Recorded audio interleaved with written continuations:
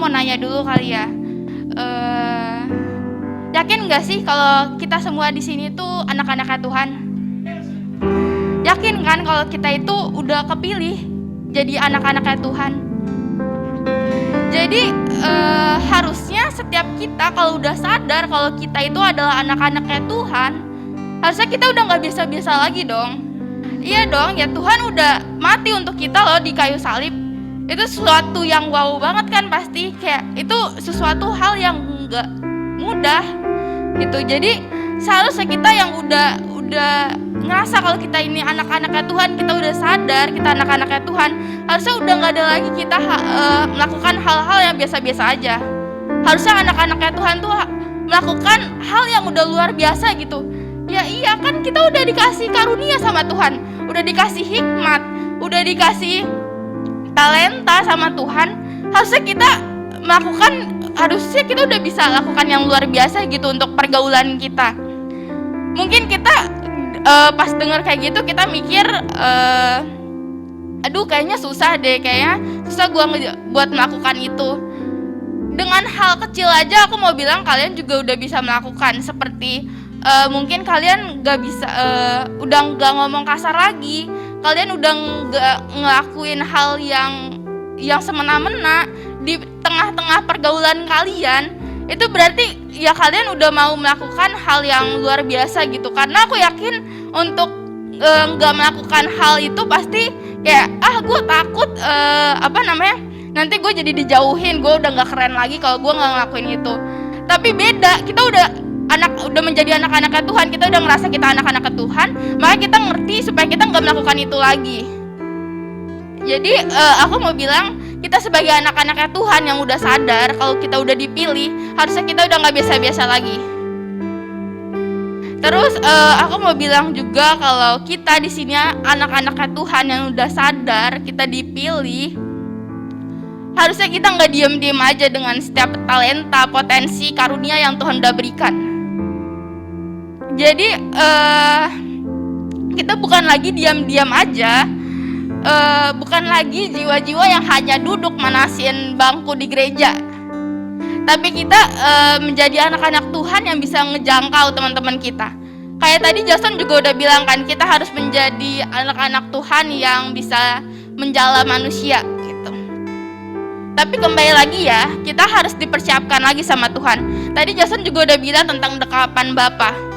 Setiap kita yang udah ngerasain dekapan Bapa, aku yakin udah nggak biasa-biasa lagi.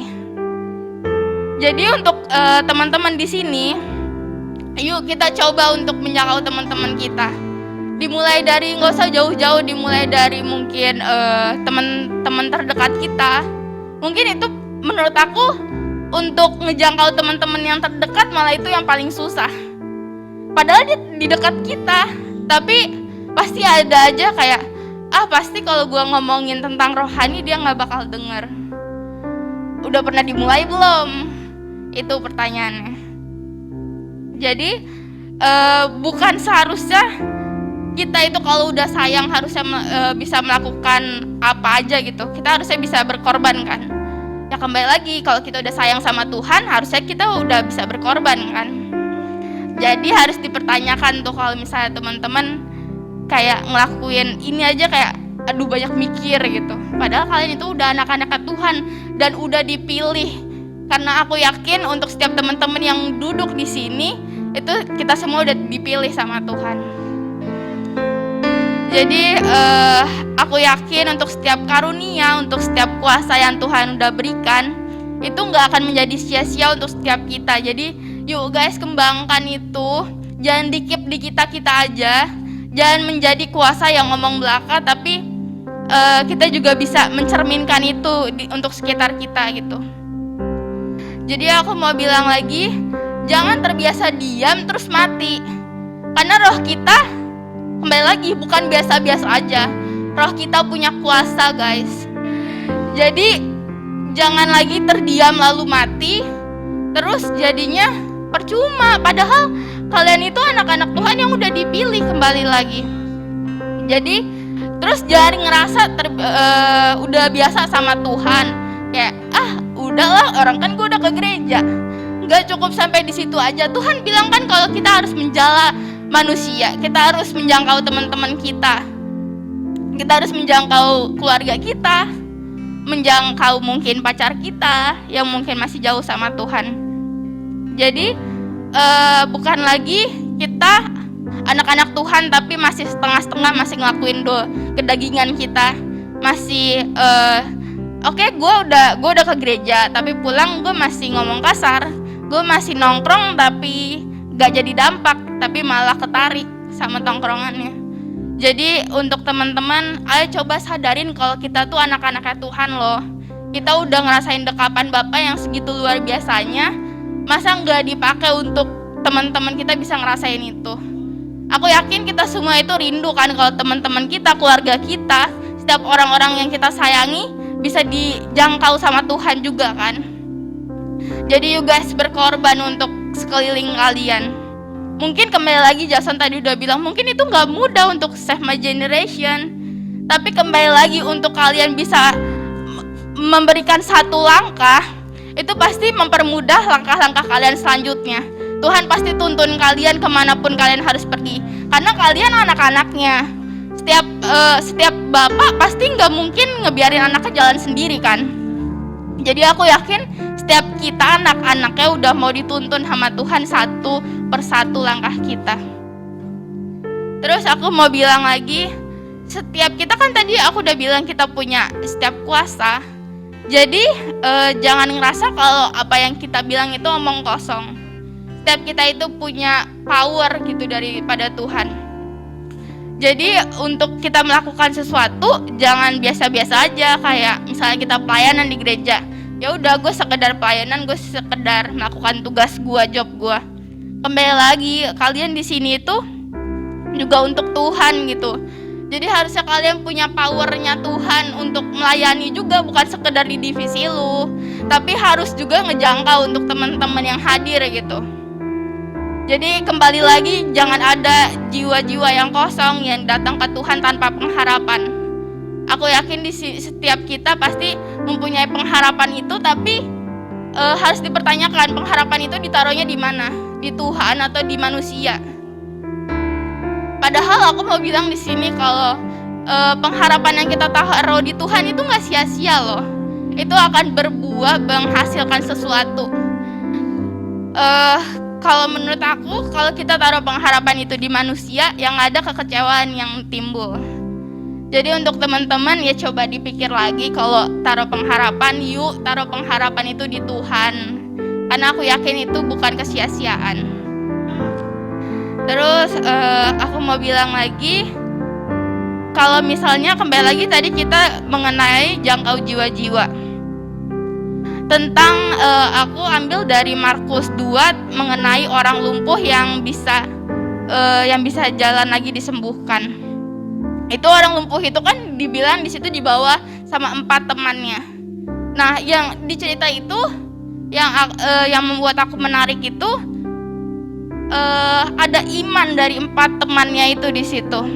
Aku yakin itu bukan suatu hal yang mudah untuk bawa temennya yang dia udah datang, terus dia ngeliat kan kalau misalnya di tempat itu sangat ramai, sangat susah untuk berjumpa sama Tuhan. Tapi 4 temennya ini tetap berpikir, tetap beriman kalau temennya ini pasti bisa disembuhkan, dibawa ke sini pasti nggak akan sia-sia gitu. Dengan setiap pengorbanan 4 temannya ini, pasti kan sulit untuk bawa orang yang lumpuh jauh-jauh gitu. Nah, nggak sampai di situ aja iman mereka selesai, tapi mereka cari cara kan, dan akhirnya mereka bawa temennya lewat atap, mereka turunin di situ. Di situ aku mau bilang kalau misalnya Tuhan mau menolong mereka melalui kamu guys. Tuhan ingin melakukan mujizatnya bukan hanya untuk kamu, melainkan juga melalui kamu. Jadi melalui 4 orang tadi itu aku melihat iman yang cukup besar. Karena aku yakin kalau misalnya kita udah melihat suatu masalah, mau kecil maupun besar, di saat awal pasti itu membuat kita iman kita luntur. Buat kita bakal kayak, aduh gue udah capek nih bawa orang ini. Ya udahlah, udah rame juga, udah kita balik aja. Mungkin kalau gue di situ gue bakal kayak gitu kali ya. Tapi gue di sini belajar kalau misalnya melalui iman kita tuh nggak akan sia-sia kalau kita bawa itu ke Tuhan. Pasti memperoleh hal yang luar biasa hasilnya. Jadi kembali lagi kenapa aku bisa ngomong kayak gini? Karena apa ya? Sangat banyak kuasa Tuhan yang luar biasa yang terjadi di sekeliling aku maupun di hidup aku. Jadi aku ingin banget teman-teman juga bisa ngerasain kuasa Tuhan yang luar biasa itu.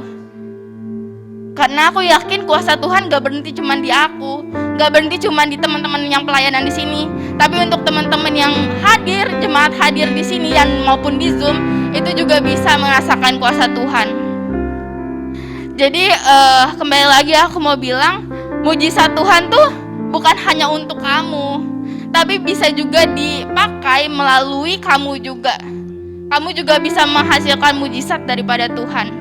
Kembali lagi kita anak-anaknya Tuhan, pasti kuasanya Tuhan dapat menurun terhadap setiap kita. Terus aku mau bilang juga, ketika satu orang bertobat, seisi rumah diselamatkan, pasti kalian pernah dengar kan?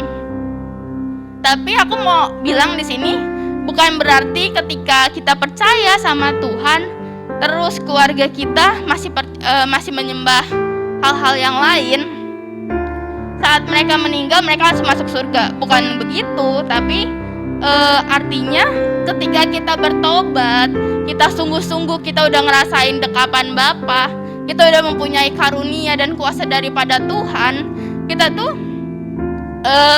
bisa mencerminkan karakter Tuhan itu. Kita bisa mencerminkan karakter Kristus itu, dan keluarga kita juga bisa merasakan itu dan diselamatkan. Jadi aku yakin kita semua juga, setiap anak-anak Tuhan bisa menjadi teladan yang baik untuk semua generasi kita bisa diselamatkan dan bisa merasakan kasih Tuhan itu. Jadi kembali lagi teman-teman, jangan untuk setiap power yang kita rasakan, yang Tuhan udah kasih, jangan di-keep di kita doang. Karena aku yakin teman-teman semua di sini bukan cuma yang pelayan aja, bukan cuma pengurus aja, tapi teman-teman yang baru datang juga mungkin mereka juga haus akan Tuhan, haus juga akan kasihnya Roh Kudus. Jadi Save My Generation ini jangan berhenti cuma di pengurus doang. Teman-teman yang lain juga harus kena. Kasih Tuhan pasti nyata gitu di setiap kita. Jadi aku mau ingetin lagi, kita anak-anak Tuhan jangan terbiasa asal sama Tuhan, jadinya ya udahlah yang penting sama Tuhan, ya udahlah kan gue udah datang sama Tuhan. Jangan berhenti sampai di situ aja, tapi jangkau juga teman-teman kalian. Terus aku mau bilang paradigma